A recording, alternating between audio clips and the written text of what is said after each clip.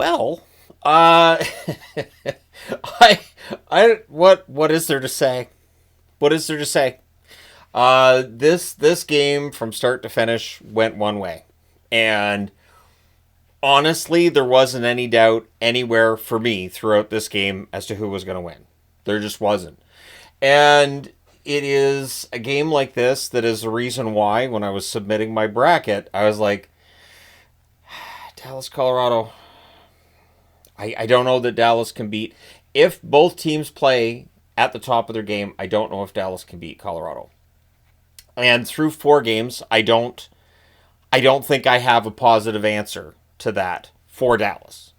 I still think when everybody's firing in all cylinders, especially with Gabriel Landeskog being in the lineup for Colorado, I give Colorado the edge. So it's Ottinger versus Blackwood. Jake Ottinger, the one Dallas Star, who played fantastic hockey. So Landeskog's on the starting line, and that was a fantastic idea to put him out there to start the game, get the crowd really into it. There's a good early back and forth. Lekkonen's denied on a rush. The Avs press at 2.5 minutes. 3 minutes in, the shots are already 3-1 in favor of the Avalanche. It didn't stay at a 3-1 ratio, but it didn't fall much below that, really. This was quite the game. Nelson tips one wide. The Stars clear. There's more pressure by the Avs at 4 minutes. So Dallas is just, they're a step behind. The intensity level is not there. Colorado playing that desperate hockey that you want to see for when your team is down a game. So, Stars press at 5.5 minutes. Bork has a net feed. That's picked off. Stars draw a power play. There's an early clear. Things get pushed in a hole by Blackwood. It's cleared out again. Power play's killed off. I think Dallas had one shot during that power play. I think that was it.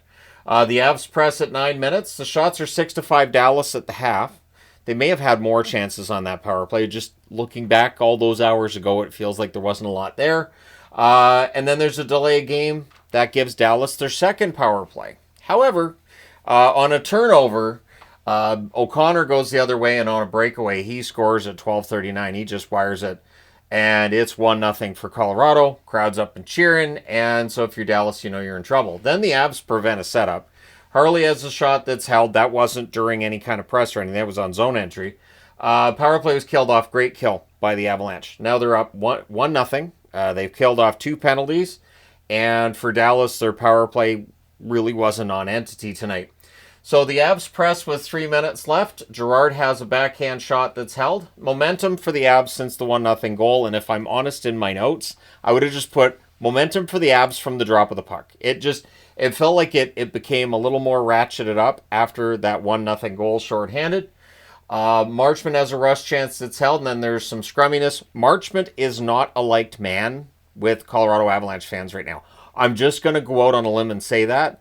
And I get it. There's some scrumminess after because Marchment does tend to do that. The Avs come out with a power play because it was a dumb penalty by Marchment. Marchment guilty of elbowing. Just why? Why are you doing that? So, the Avs cycle, puck's cleared out. There's a near miss for Natchez on a net drive. The Avs cycle, it's cleared again. And then at 19:36, on a one-timer, McKinnon makes it 2-0. Taves and Drouin with the assists. So, I put right here, this series is headed for 2-2. I had no doubt in my mind Dallas is not going to be back and winning this game. I might be a Dallas fan. I'm not crazy. And so the Avs cycle, things get punchy at the horn because of course they do. So it's 2-0 for the Avs after the first period of play. Crowd's going crazy. Totally understand why. It must have been really loud in that building tonight. I'd love to see the decibel level comparison between Montreal's game last night and Colorado's game tonight. Second period, Lekkonen fires one wide. The Avs with some momentum. They just pick up where they left off kind of thing. The teams trade turnovers. Lyubushkin has a point shot that saved as the Stars get some pressure. There were some shots for Dallas. They did have pressure at points in time. Not enough. Not nearly as dangerous as it was in previous games, but they did have some opportunities here and there. More pressure by Dallas at 4 minutes, and I started getting that glimmer of, I don't know if I'd call it hope, but less dread. Of, maybe if they could get a goal, something. Makar has a net drive chance that's saved as the Avs press. Then Makar's denied from the slot, and then his next chance is blocked. So Makar's all around the net. Nelson's denied on a rebound chance. The shots are 6-3 Colorado at 7.5 minutes. Things get pushed in a hole by Blackwood. Nichushkin has a net drive chance to stick aside as Ottinger was the Dallas Star at this point in time. It's in the notes too. Malinsky then gets denied. Ottinger, Snow Angels to hold on to a puck. There's some pushing there. McKinnon hits the outside of the post, and then at 13:10, it's his first goal since June of 2022. Gabriel Landeskog. If the Avs go on and win the Stanley Cup, this is the game we'll look back on and go, that's where they got their game going. Landeskog from Nelson and Manson. And the roof came off that building when he roofed that puck. Once the crowd understood that it was Landeskog that got that goal, it got quite loud in Denver. The Avs press for another. Things get pushed in a hole by Ottinger. I cannot explain enough just how much the Avalanche are controlling every element of this game, except Ottinger. They just couldn't quite get in Ottinger's head here. Stars just aren't, there's nothing. Lekkonen's denied as Ottinger continues to be the island for the Stars. The Avs press with a minute and a half left. Kiviranta has a rush chance that's defended, and the Avs go right back to pressuring after that. So it's 3-0 Colorado after 2. I'm sure at this point, probably in between periods, Dallas is, getting ready to head back home and packing up their stuff. I mean, why go back out there? So Ottinger is mercy pulled. I heard the speculation from Eddie Olczyk and Brian Boucher about, why isn't he in the net? It's a mercy pull. They had allowed 34 shots through 2 periods. You don't want your starting goaltender to die. So you go ahead and you put DeSmith in the net and you're like, hey, Casey, we're sorry. We're not playing tonight. So it's all on you in the 3rd period. Whoops. So the Avs pick up where they left off. Makar has a wrister that's held. So one thing for the Avalanche tonight too. Makar doesn't show up in the scoring. He was hitting the net tonight. Something he was having struggles with the previous 2 games. Stars draw a power play somehow. They cycle, pucks cleared, Granlund's denied. There's another clear, power play's killed off. The Granlund shot was the only shot that Dallas got on the net. The teams trade turnovers. The refs really just swallowed their whistles in that 3rd period. They did not want to call anything unless they had to. There were slashes not being called. There were hooks and trips. And pretty much almost anything going on at that point. They weren't calling it. They wanted to get this over with. The Avs forechecking leads to more pressure. There's a near miss for Natchez on a rebound. Shots are 6-2 for Colorado at 7.5 minutes. One thing that I will say for Colorado too, they never let up. There's times where we complain about teams that they're in control of the game and then all of a sudden they sit back and they stop playing because, we've got a lead, and then they let the other team back in the game. Colorado did not do that. Coyle has a net drive chance that's held. Makar has a wrister that's held next. And then at 10:46, Sammy Girard.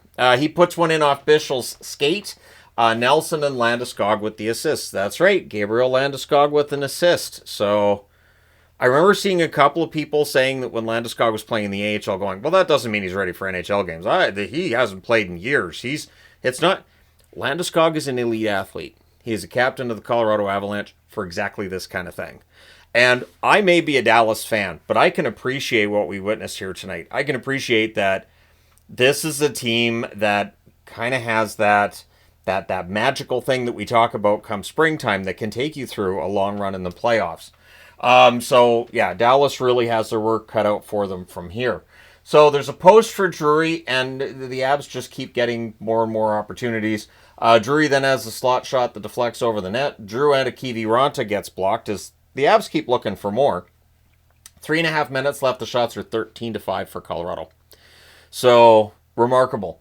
And it's a complete game. With 1:39 left, Dallas gets a power play. The Avs clear it back-to-back.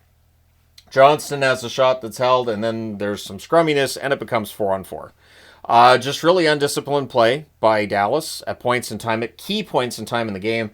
And so it's a 4-0 win for Colorado. The Tony the Tiger Magnets on the board for the first shutout in the career of Mackenzie Blackwood. Shots on net favored Colorado the whole way. 12-11 in the first, 22-5 in the second, 14-7 in the third. Final shots, 48-23. The power plays, Dallas 0 for 4. Colorado scored on the only power play they had. The hits, 39-37 for Colorado. So they outshot them by more than 2-1 and out-hit them. Ottinger, 31 saves on 34 shots. He only played 2 periods. And then DeSmith saves 13 out of 14 in the 20 minutes he played. Whereas Blackwood, 23 saves for the shutout. Normally when a goaltender gets their first ever shutout or just gets a shutout, the game puck then goes to the goaltender. At the end of the broadcast, they said that the game puck was taken by Dallas. I didn't see it, so I know there will be comments of, why aren't you talking about Dallas stealing the game puck? I don't know for sure that they necessarily did. This has been a debate before. If they did, that's not cool. That's not cool. I do not agree with that. That's not the kind of thing that I think is right. It's gamesmanship. I get it. It's gamesmanship, but it's pretty crappy. It's a crappy thing to do. And so hopefully that's not the case. Hopefully the Avs have that game puck and it's Blackwood's because he earned it with the shutout. And Dallas didn't earn the right to touch the puck because they never touched it all night. So why should they have it now? Anyways, there you go. Let me know your thoughts in the comments section below as always. Hit like and subscribe if you haven't done so already. And I'm not mad. I'm not. I thought Colorado played a perfect game and Dallas had that many answers. None. Zero. There was no answer. Dallas has to get an answer between now and Game 5 or this series could end up being over in 6. Dallas, that Game 5 at home is so important. They're going to have to cut down on everything the Avalanche are doing. They may have to play more of a trapping style of hockey in Game 5 just to bring that down a little bit, keep the game close, or they could be done, really. Because if you go to Game 6 and if you're down 3-2, I don't see how they win in Denver in a Game 6 in that situation. Landeskog is exactly what I thought he would be in his return. It's an emotional boost to a team that I think needed it a little bit in the Avalanche. They weren't playing great hockey going into the playoffs either, but this game tonight, man, let me know your thoughts. Hit like and subscribe if you haven't already done so. Thank you guys so much for all your support. I will talk to you again soon.